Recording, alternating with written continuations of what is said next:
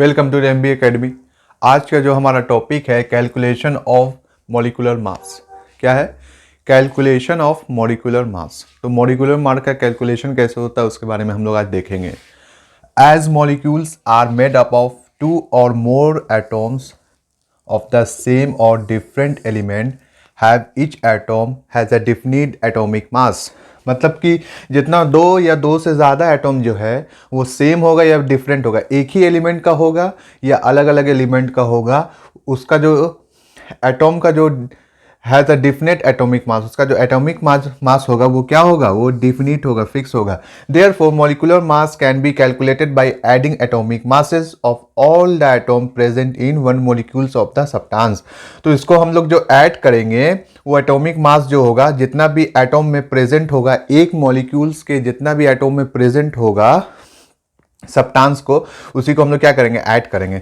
Adding atomic masses of all the atom present in one molecule. जितना भी atom में जो एटॉमिक मास एडिंग करेंगे of all the atoms present in one molecule, जितना भी atom होगा एक मॉलिक्यूल्स में, जितना भी एटॉम प्रेजेंट होगा सब्सटेंस के, उसी को हम लोग क्या करेंगे? ऐड करेंगे उसका एटॉमिक मासेस। तो molecular mass of H2O, molecular mass of H2O, H2O क्या है? ये वाटर का मॉलिक्यूलर मास है। H2O ये किसका मॉलिक्यूलर मास है? वाटर का।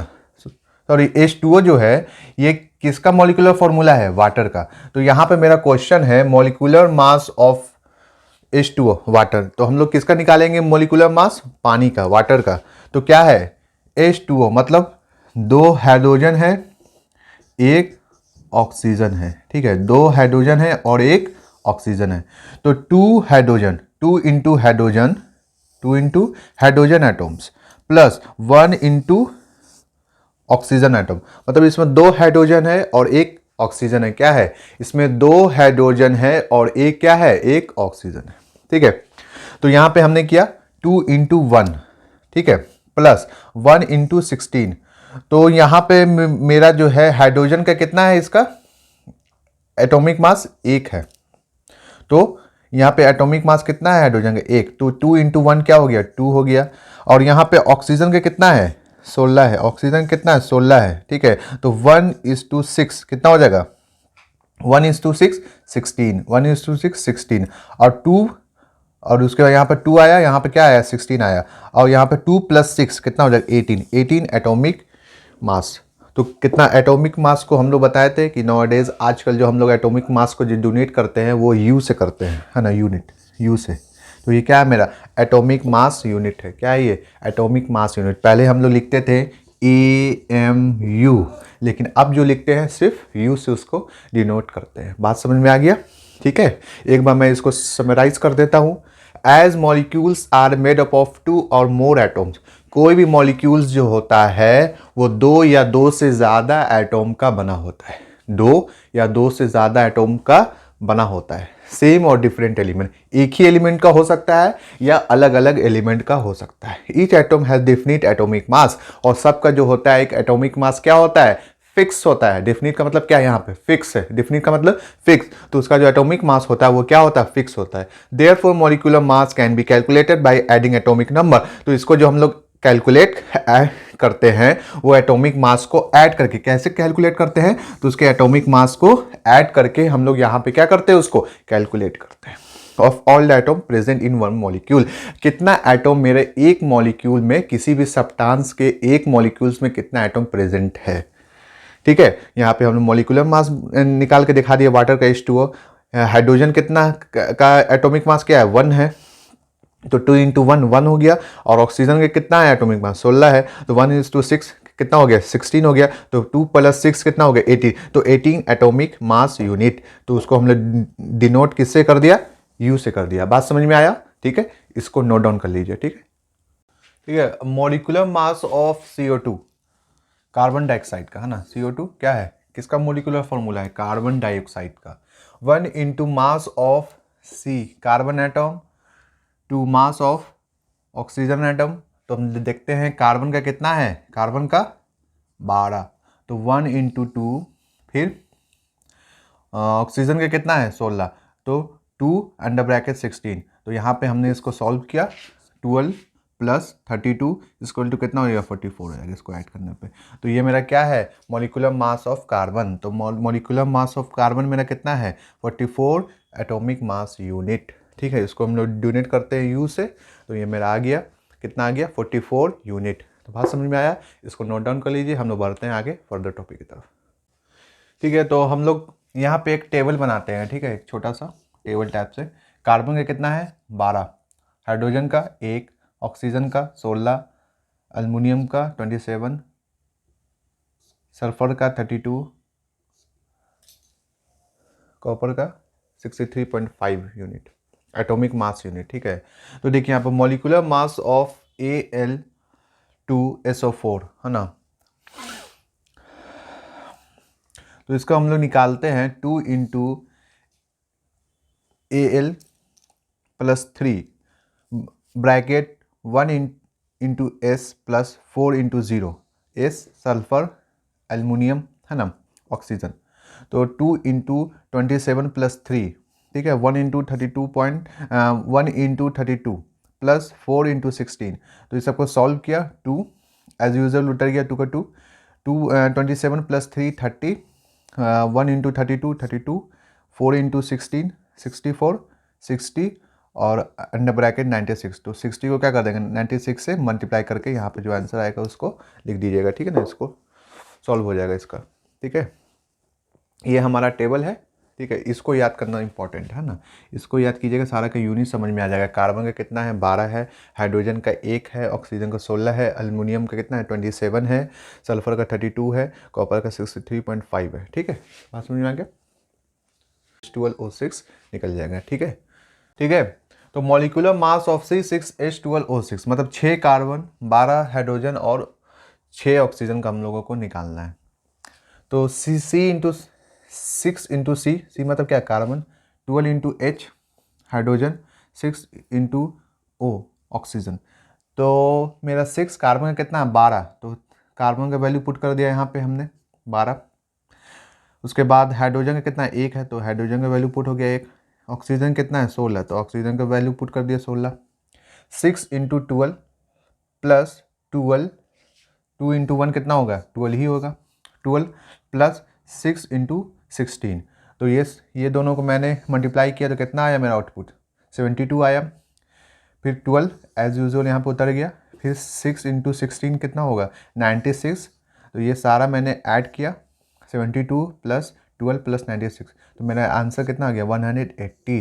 तो 180 क्या होगा, ये मॉलिक्यूलर मास ऑफ C6H12O6। तो इसका कितना होगा, 180। ठीक है, ठीक है, उसको नोट डाउन कर लिए। बढ़ते हैं हम लोग आगे, फॉर्मूला यूनिट मास। तो फॉर्मूला यूनिट मास में हम लोग देखते हैं, इन केस ऑफ कंपाउंड के केस में देखते हैं, फॉर्म बाय आयोन्स, जिसको हम लोग आयोनिक कंपाउंड भी कहते हैं। We calculate formulas, mass of the formula of ionic compound is called formula unit. Formula unit किसको बोलते हैं, formula mass of a formula of ionic compound. क्या बोल रहा है, we calculate formula mass as the formula of ionic compound. Ionic compound का जो formula है उसी को हम लोग क्या बोलते हैं, फॉर्मूला यूनिट, है ना।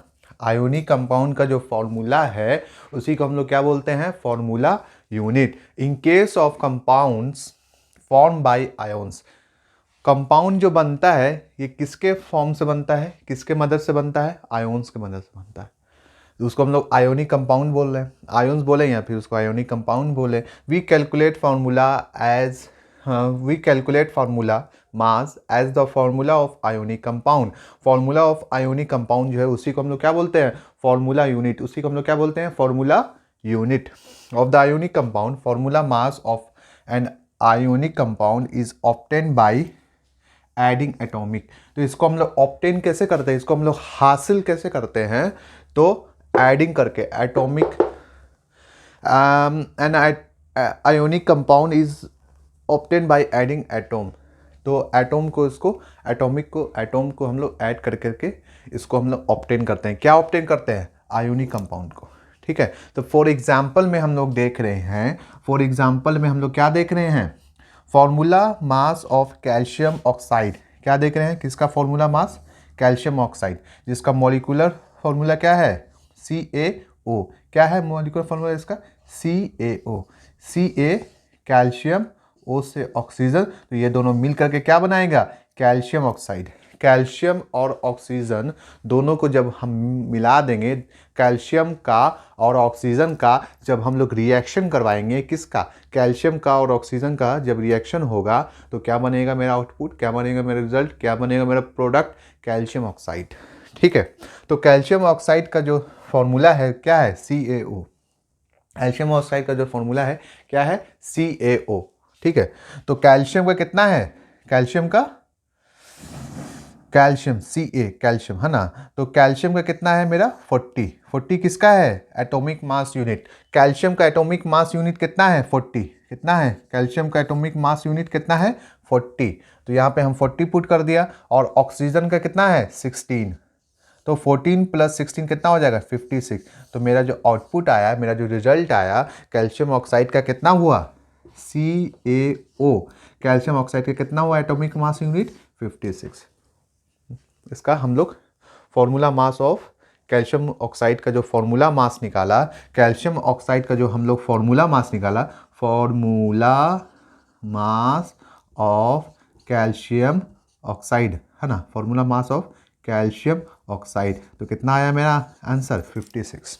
ठीक है, बात समझ में आया, इसको नोट डाउन कर लीजिए। चलते हम लोग आगे फर्दर टॉपिक की तरफ। हमारा जो टॉपिक आगे है क्या, आयोन्स। अब जो हम लोग पढ़ रहे हैं, तो हमारा जो टॉपिक क्या है, आयोन्स। आयोन्स के बारे में पढ़ना है कि आयोन्स क्या है ना। तो an atom consist electrons, proton and neutron. Atom जो है उसमें क्या क्या होता है, इलेक्ट्रॉन होता है, प्रोटॉन होता है और न्यूट्रॉन होता है ना। इलेक्ट्रॉन इसको हम लोग डिनोट E से करते हैं, प्रोटॉन को हम लोग P से डिनोट करते हैं, और न्यूट्रॉन को हम लोग N, न्यूट्रल से डिनोट करते हैं। ठीक है, N। Each electron has 1 unit negative charge. Her electron का क्या होता है, एक यूनिट नेगेटिव चार्ज होता है। And each proton has 1 unit positive charge. अब प्रोटॉन का क्या होता है, एक यूनिट पॉजिटिव चार्ज है ना, charge.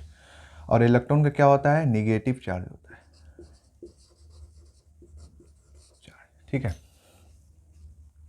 Neutron has no electric charge. और न्यूट्रल पर जो है, न्यूट्रॉन पे कोई भी चार्ज नहीं होता, नो इलेक्ट्रिक चार्ज, इस पर कोई भी चार्ज नहीं होता है। इलेक्ट्रॉन पे क्या देखा हमने, एक निगेटिव चार्ज होता है। इलेक्ट्रॉन पे क्या होता है, एक निगेटिव चार्ज होता है। प्रोटॉन पे एक पॉजिटिव चार्ज होता है, और न्यूट्रॉन पे कोई चार्ज नहीं होता है। इलेक्ट्रॉन पे क्या होता है, इलेक्ट्रॉन पे मेरा नेगेटिव चार्ज होता है ना। इलेक्ट्रॉन पे क्या होता है, नेगेटिव चार्ज होता है।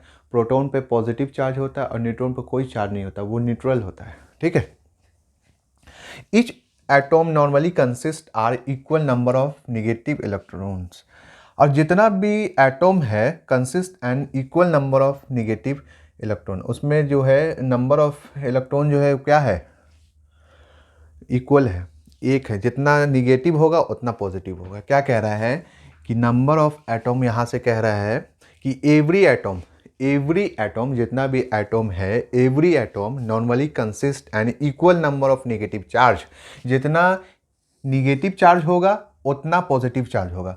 मान लीजिए 5 पॉजिटिव चार्ज है, तो 5 क्या होगा, नेगेटिव चार्ज होगा। तो जितना पॉजिटिव चार्ज होगा उतना नेगेटिव चार्ज होगा, है ना। क्या समझे कि मेरा मान लीजिए 5 निगेटिव चार्ज है, वैसे ही 5 क्या होगा, पॉजिटिव चार्ज होगा। तो इक्वल नंबर होगा। Every atom normally consist and equal number of negative electron and positive electron. जितना निगेटिव इलेक्ट्रॉन होगा, जितना निगेटिव चार्ज होगा उतना ही क्या होगा, पॉजिटिव चार्ज होगा। 5 निगेटिव चार्ज है तो पॉजिटिव चार्ज भी 5 होगा। 10 निगेटिव चार्ज है तो पॉजिटिव चार्ज भी क्या होगा, 10 होगा। इक्वल अमाउंट का होगा, जितना निगेटिव उतना पॉजिटिव। बात समझ में आ गया। विच बैलेंस द चार्ज, जो क्या करेगा, बैलेंस करेगा। क्या करेगा, बैलेंस करेगा। मतलब समझिए कि मेरा एक तराजू है, ठीक है, इस पे हमने एक सेब रख दिया, इधर भी हमने एक सेब रख दिया, तो ये क्या हो गया, ये मेरा बैलेंस हो गया। क्या हो गया, ये बैलेंस हो गया।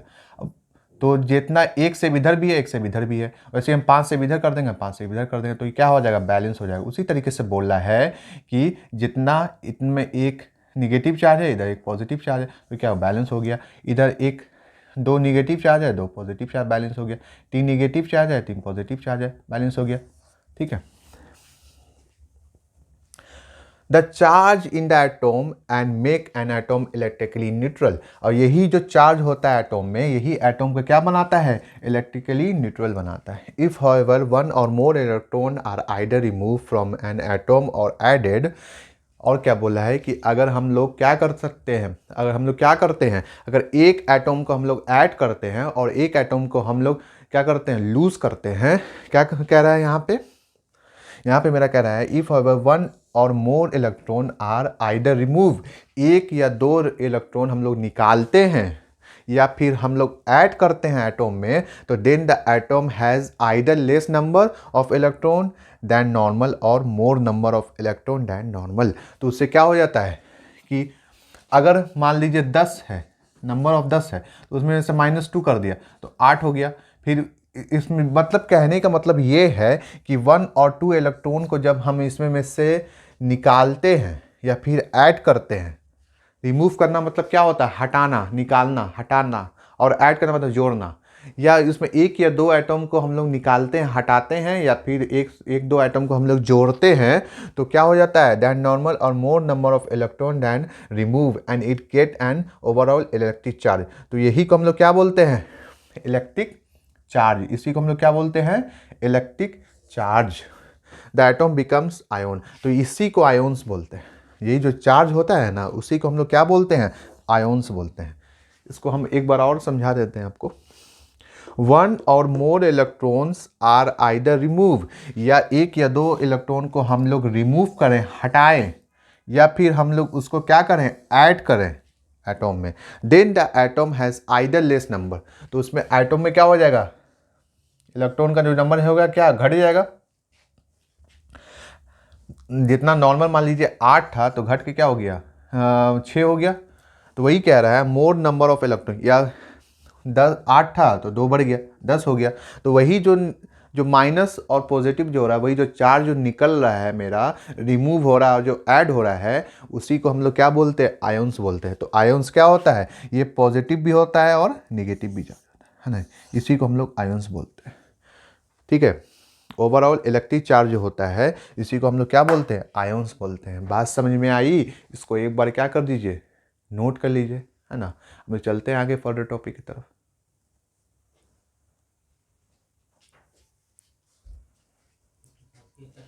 ठीक है।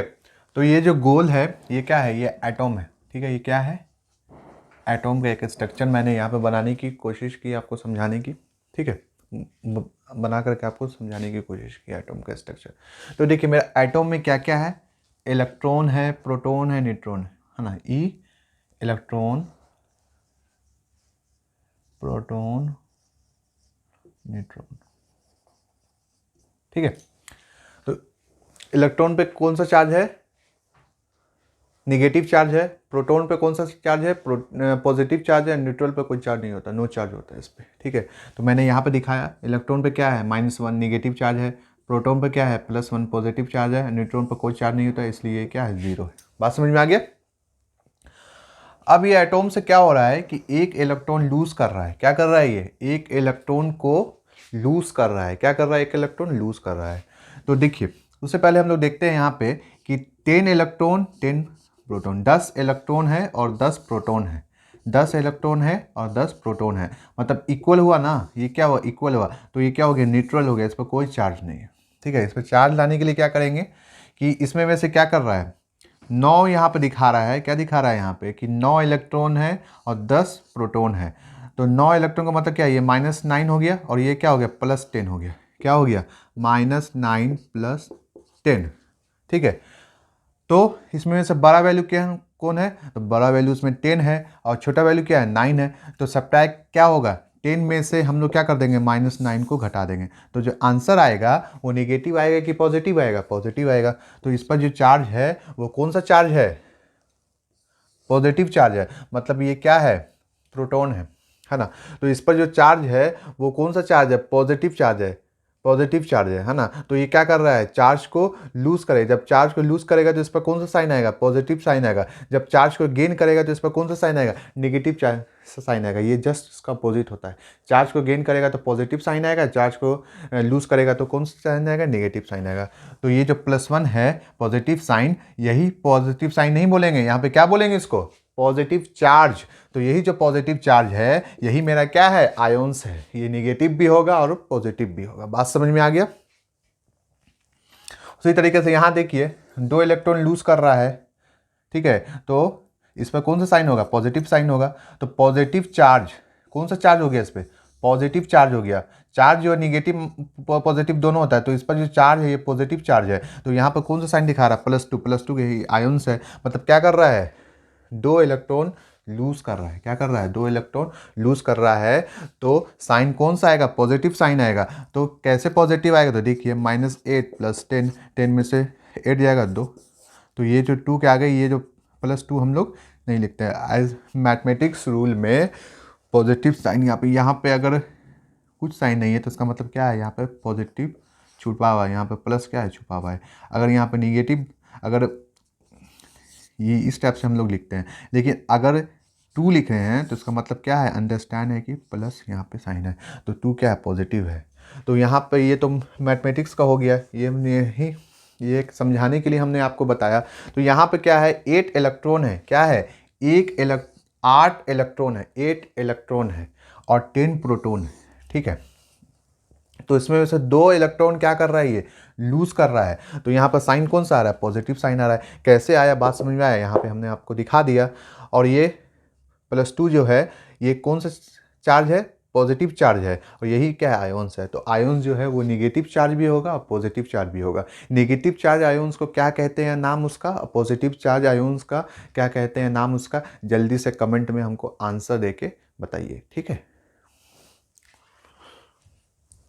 अब यहाँ पे देखिए मेरा तीसरे में क्या हो रहा है कि 1 इलेक्ट्रॉन गेन कर रहा है। यहाँ पर सारा कहानी क्या कर था, लूज का था कि इलेक्ट्रॉन लूज कर रहा है। यहाँ पे क्या कर रहा है, इलेक्ट्रॉन गेन कर रहा है। 1 इलेक्ट्रॉन क्या कर रहा है, गेन कर रहा है। तो साइन क्या होगा, जैसे ही इलेक्ट्रॉन गेन करेगा वैसे ही साइन क्या हो जाएगा, निगेटिव हो जाएगा। जैसे ही इलेक्ट्रॉन लूज करेगा वैसे ही साइन क्या हो जाएगा, पॉजिटिव हो जाएगा। मतलब समझने का ये है कि अपने अंदर अगर आप अच्छाई को लाइएगा, अपने अंदर अगर अच्छाई को लाइएगा तो आपके पर क्या चार्ज होगा, पॉजिटिव चार्ज होगा। अगर अपने अंदर से बुराई को निकालिएगा तो कौन सा, सॉरी, अपने अंदर से बुराई को आप निकालिएगा तो कौन सा चार्ज होगा, क्या होगा आपके लाइफ में, अच्छाई आएगा।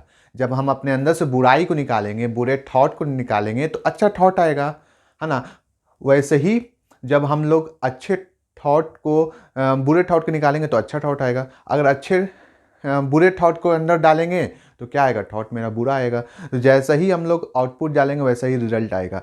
तो ये जैसे ही क्या करेगा, जैसे ही ये निगेटिविटी निकालेगा पॉजिटिविटी इसमें आ जाएगा। जैसे ही ये पॉजिटिविटी निकालेगा ऑटोमेटिक निगेटिविटी आ जाएगा, है ना। लाइफ में हम लोग अच्छा काम करेंगे तो पॉजिटिविटी आएगा, गंदा काम करेंगे तो निगेटिविटी आएगा, है ना। अच्छा ही लाएंगे तो पॉजिटिविटी आएगा, बुराई लाएंगे तो निगेटिविटी आएगा। तो वही है, जैसे ही ये इलेक्ट्रॉन लूज करेगा तो इस पर निगेटिव चार्ज आ जाएगा। जैसे ही इलेक्ट्रॉन गेन करेगा बस इस पर क्या आ जाएगा, जैसे ही इलेक्ट्रॉन को लूज करेगा तो इस पर कौन सा साइन आ जाएगा, पॉजिटिव साइन आ जाएगा। और जैसे ही इलेक्ट्रॉन को गेन करेगा वैसे इस पर कौन सा साइन आएगा, निगेटिव साइन आ जाएगा। बात समझ में आया, सिंपल वही फंडा है कि ज़िंदगी में अगर अच्छाई लाएंगे तो बुराई ऑटोमेटिक निकल जाएगा, है ना। अच्छाई लाएंगे तो बुराई क्या हो जाएगा, ऑटोमेटिक निकल जाएगा। अगर बुराई को लाएंगे तो अच्छाई भी ऑटोमेटिक निकल जाएगा। यही बात है यहाँ पे, बात समझ में आ गया। तो इसमें क्या हो रहा है, 1 इलेक्ट्रॉन गेन कर रहा है तो चार्ज कौन सा हो रहा है, निगेटिव चार्ज हो रहा है। कौन सा चार्ज हो रहा है, निगेटिव चार्ज हो रहा है। तो 11 इलेक्ट्रॉन है और 10 प्रोटॉन है। 11 इलेक्ट्रॉन है और 10 प्रोटॉन। मतलब 11 क्या है, इलेक्ट्रॉन है और 10 क्या है, प्रोटॉन है। तो 10 में से 11 जाएगा, नहीं जाएगा, तो -1 आएगा। तो -1 जो है ये निगेटिव चार्ज है। ये कौन सा चार्ज है, निगेटिव चार्ज है। तो यही मेरा क्या है, आयंस है। बात समझ में आया। उसी तरीके से यहाँ पे 2 कर रहा है तो पॉजिटिव, यहाँ पे कितना इलेक्ट्रॉन गेन कर रहा है, तो 2 इलेक्ट्रॉन गेन कर रहा है। वहाँ पे क्या कर रहा था, 1 इलेक्ट्रॉन गेन कर रहा था। यहाँ पे कितना इलेक्ट्रॉन गेन कर रहा है, 2 इलेक्ट्रॉन गेन कर रहा है। तो इस पर चार्ज कौन सा आ रहा है, निगेटिव चार्ज आ रहा है। प्रोटॉन अगर लूज़ करेगा तो पॉजिटिव चार्ज आएगा, प्रोटॉन अगर गेन करेगा लेगा तो कौन सा चार्ज आएगा, नेगेटिव चार्ज आएगा। बात समझ में आया, यही मेरा क्या है, आयोन्स है। ठीक है, आई होप कि आपको समझ में आ गया होगा। ठीक है, इसको नोट डाउन करना है तो इसको नोट डाउन कर लीजिए। ठीक है, यहीं पे ख़त्म होता है। जब तक के लिए अपना ख्याल रखिए, आसपास के एरिया को स्वस्थ रखिए, बड़ों का इज्जत कीजिए, छोटे से प्यार कीजिए। MBA एकेडमी को ज़्यादा से ज़्यादा शेयर कीजिए, लाइक कीजिए, सब्सक्राइब कीजिए। ऐसे MBA एकेडमी के साथ बने रहिए। जय हिंद, जय भारत।